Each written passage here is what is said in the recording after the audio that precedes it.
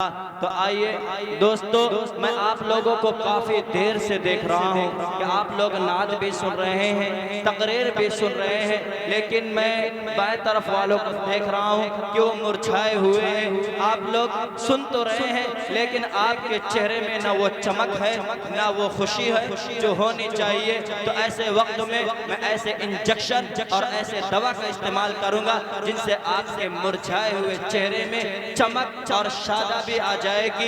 नहीं, मेरी मुराद जनाब अतीक और जनाब हाफिज उमर प्रतापपुरी को मैं दावत दूंगा कि वो अपने मुकालमा से अपने दवा और इंजेक्शन के आपके मुरझाए हुए चेहरे में चमक पैदा करे कि दौर पे दौर चले, जाम को रक्षा कर ले, दौर पे दौर चले, जाम को रक्षा कर ले। दोस्तों आओ इलाज गमे दौरा कर ले। वालेकुम अतीक भाई, इधर देखो, इधर पहचाना नहीं क्या?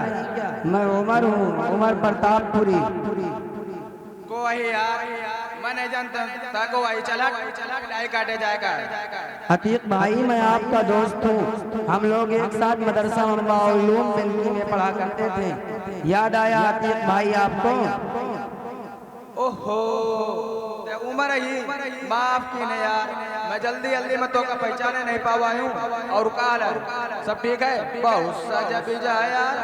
हाँ अतीक भाई मैं ऐसे ही रहता हूँ आपकी दुआ से, टीप टाप के साथ। उमर यार तो पढ़े में तो बहुत तेज रहा, पहले लगा तो पढ़ नहीं गए तो और हालत बतावा देता पढ़ नहीं गए। हाँ बागड़ बिल्ला बन गया। चल ठीक और बताओ का हाल है? यार तुम अभी भी सुधरे नहीं हो। चलो मैं तो नाजरा पढ़ने के बाद मदरसे से भाग गया था, लेकिन तुम तो पढ़ने में बहुत तेज थे।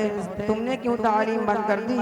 और देखो क्या हाल बना रखा है, एकदम देहाती जंगली और किसान की तरह। मुझे देखो, मेरा ठाट बाट एकदम हाई फाई जिंदगी गुजार रहा हूँ पूरी दीनदारी के साथ, और आपकी दुआ से हज भी कराया हूँ। सिर्फ तुमने ही मेरा नाम लिया है, वरना सारी सोसाइटी मुझे हाजी ही कहती है, और तुम भी मुझे हाजी ही कहो, वरना ये लोग क्या सोचेंगे, कहीं इनका हज कबूल नहीं हुआ क्या? इसलिए तुम भी मुझे हाजी ही कहना, ठीक है? हाँ यार हाजी, अब मैं तो ये हाजी कहीं कैसे आजकल के हाजिन का 100 गुण माफ है। चाहे हुई जो कुछ करें, चाहे झूठ बोले, अपने बहन का हक मारे, पड़ोसिन का सतावे, सब माफ है। अतीक भाई मैं आपकी इज्जत करता हूँ, आप मेरे क्लास फेलो हैं, और आप इस तरह मेरी बेइज्जती करेंगे? हम लोग इतना पैसा खर्च करते हैं हज करने में, कुछ तो रियायत मिलेगी हम लोगों को। हमने सुना है हज करने से सारे गुनाह माफ हो जाते हैं, इसलिए हाजी लोग यानी हम लोग थोड़ा बहुत झूठ बोलते हैं। हाजी हैं, हाजी हमें छूट मिली है, इतना पैसा खर्च किया है हज करने में। यार उमर वाह, उमर तय बताओ कि हज करेगा तो या ऑफर ढूंढेगा थे? कैसा तो अपने बहन का हक मारे का है, पड़ोसिन का सतावे का है, और तो और अल्लाह के घर में बैठ के झूठ बोले का है। ये तुम आज के डुप्लीकेट हाजिर से कौन सीखाए? शर्म कर यार हाजी, अल्लाह से डर। अतीक भाई तुम क्या बके जा रहे हो? हज के फजाइल में वीडियो में कुछ मालूम है कि अल्लाह ने एक एक हाजी को क्या क्या फजीलतें दे रखी हैं। हम लोग ऐसे ही सीना तान कर नहीं चलते, हम लोगों की जगह मस्जिद में बिल्कुल फिक्स रहती है। हम लोगों की जगह में किसी की हिम्मत नहीं कि वो बैठ जाए। और जैसे कि ये हाजी बल्लू का मुसल्ला है, ये हाजी घोड़ू का मुसल्ला है, ये हाजी अब्दुल जब्बार का मुसल्ला है, और ये हाजी गब्बर की कुर्सी है। गब्बर का नाम सुना है ना, 100 मील वाला। अरे अतीक भाई मैं क्या क्या बताऊं आपको, हमारा हर काम सुन्नत के मुताबिक होता है, चाहे दुनिया इधर की उधर हो जाए। अब चाहे वो शादी का मौका हो या और कोई फंक्शन, हमारा हर काम सुन्नत के मुताबिक ही मिलेगा। बात थोड़ा लंबी हो रही है, लेकिन आप लोग सुन लो, वरना तुम इसी तरह हम हाजियों को कोसते रहोगे, बुरा भला कहते रहोगे। दोस्तों अभी हाल ही में मैंने अपने लड़के की शादी लखनऊ में की, उसमें मैंने पूरी कोशिश के साथ सुन्नत और शरीयत का ख्याल रखा, बल्कि 100% अमल भी किया। जब मैंने अपने लड़के की मंगनी की तो लड़की वालों से कहा, देखो भाई हमारे नबी का इरशाद है 3 चीजें छुपा कर लेना देना चाहिए। नंबर 1 माल यानी रुपया पैसा, सोना चांदी। नंबर 2, औरत को पूरे पर्दे के साथ रहना चाहिए। नंबर 3, खाने पीने की चीजें, फल फ्रूट्स वगैरह सब छुपा कर देना चाहिए। ये हदीस है।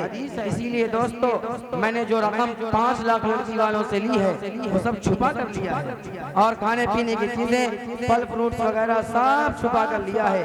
और रह गई औरत तो ज्यादा देर पर्दे में रहती नहीं, लेकिन फिर भी मैंने हाजी ने उसको जबरदस्ती पर्दे में रखा। जाओ अतीक भाई, तुम हम हाजियों का दीन में, सुन्नत में कभी भी मुकाबला नहीं कर सकते।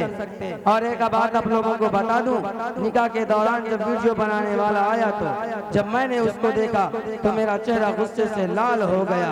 और जब बुजुर्गों लड़की वालों ने मुझसे कहा कि हाजी साहब बारात कितनी लाएंगे, तो फिर मेरा चेहरा गुस्से से लाल हो गया। और मैंने उन सबसे कहा कि तुमको शर्म नहीं आती दीन का मजाक उड़ाने में? हमारे दीन में बारात कहाँ से साबित है? मैं बारात नहीं लाऊंगा। क्यों? इसलिए कि मैं हाजी हूँ। हाजी, हाँ, हमारे दीन में मेहमान और मेहमान नवाजी के खूब फज़ाइल बयान किए गए हैं। इसलिए मैं आपके दरवाजे बारात नहीं मेहमान लाऊंगा 300-400, और तुम मेहमान नवाजी करके हम लोगों की जन्नत में आला मकाम हासिल करना। लड़की वाले मेरी ये बात सुनकर खुश हो गए कि कितना दीनदार रिश्ता हम लोगों को मिला है। और जब उन लोगों ने मुझसे पूछा कि हाजी साहब जहेज क्या लेंगे, तो फिर मैंने उनको प्यार से समझाया कि देखो भाई, मैं हाजी हूँ, मुझे जहेज वहेज कुछ नहीं चाहिए। पूरे लखनऊ में चर्चा हुआ मेरा।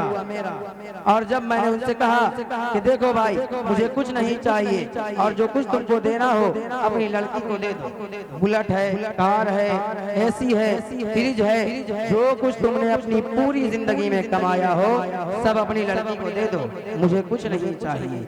मेरी ये बात सुनकर लड़की वाले रोने लगे और कहने लगे कि कितना दीनदार रिश्ता हम लोगों को मिला है।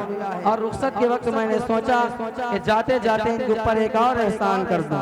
फिर मैंने उन लोगों से कहा कि देखो भाई, मेहमानों की जो 30 गाड़ियां आई हैं उनका किराया तुम अकेले नहीं दोगे, बल्कि आधा किराया मैं भी दूंगा। दोस्तों, वो लोग मेरे कदमों में गिर गए और कहने लगे इतना सफी हाजी आज तक हमने नहीं देखा। और कुछ लोग तो ये कहने लगे कि हाजी साहब आप तो इस सदी के हातिम ताई हैं। देखा अतीक भाई, हाजी हैं हम, हाजी, और तुम कहते हो हम रियाकार हैं, मक्कार हैं। और एक बात आप लोगों को बता दूं, निकाह के दौरान जब वीडियो बनाने वाला आया, जब मैंने उसको देखा तो मेरा चेहरा गुस्से से लाल हो गया।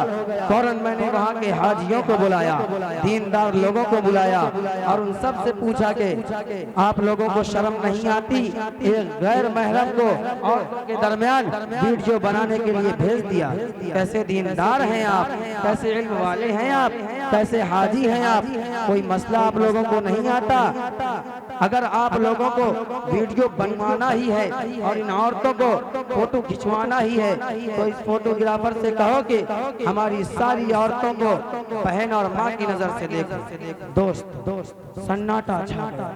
पूरे मजमे में सारे लोग मुझे देख रहे थे और ये कह रहे थे कि वाह कैसा अच्छा हाजी है ये, कितना अच्छा हाजी है ये, कहाँ से ऐसे हाजी आते हैं। फिर एक हाजी आगे बढ़ा और मुझे गले दबा दिया, ओ नहीं गले लगा लिया, और कहा कि हाजी साहब आज आपने ऐसा मसला हल कर दिया है जिस पर उम्मत मोहम्मदिया हजारों साल से उलझी हुई थी। उसके बाद अतीक भाई वो वीडियो बनाने वाला बेबाक होकर हमारी मस्तूरातों की, हमारी औरतों की, हमारी बहन बेटियों की वीडियो बना रहा था, और हमारी माएँ बहनें वीडियो बनवाने में बढ़ चढ़ कर लड़कर हिस्सा ले रही थी।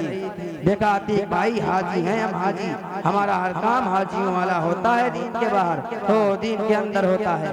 अब समझे आप, ऐसे नहीं हम लोग 4-5 लाख करके हज करने, हर से नहीं हम लोग 4-5 लाख खर्च करके हज करने जाते हैं। हाजी हैं हम, हाजी। अब तो इसी ऑफर की वजह से सारे लोग हज करने जाते हैं। अब समझे आप, हाजी हूँ मैं, हाजी। हाँ, मैं पहले कहा हूँ कि तब पढ़ा लिखा नहीं है, बस शकल सूरत बना मोहम्मद शरीफ वाली, नहीं पक्का जाहिल है।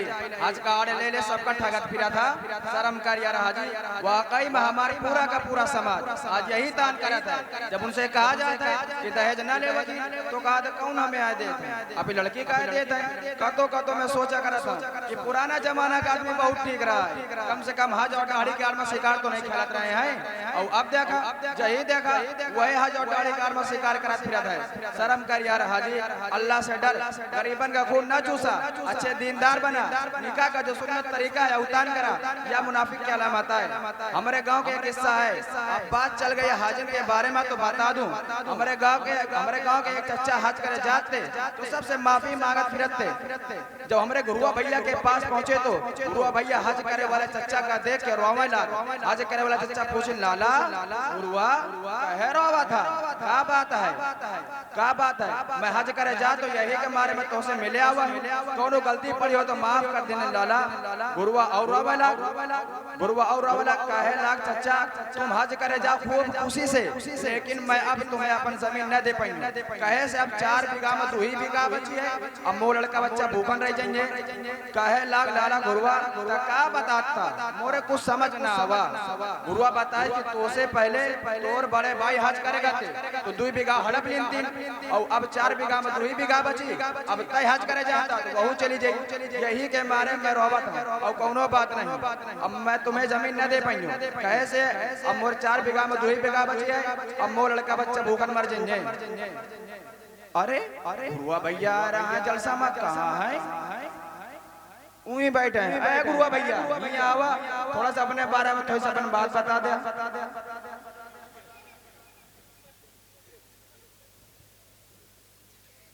अरे का बताऊं तुम्हारा हाल का है, इन हाजिन के मारे हक बात बोलने हो मजाल का है।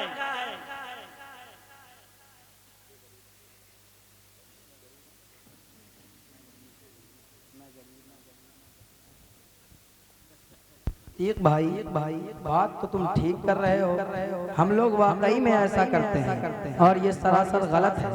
मैं तौबा करता हूँ ये मुनाफिकत वाली अलामत से। अल्लाह हम सबको माफ फरमाए।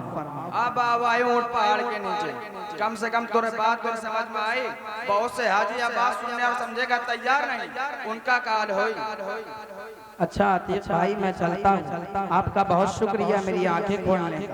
आज से मैं ये बात बल्कि मुहिम चलाऊंगा, भाइयों खाली जबान के हाजी, खाली जबान के ईमान वाले ना बनो, बल्कि पक्के हाजी और पक्के ईमान वाले बनो। चल अच्छा, अस्सलाम।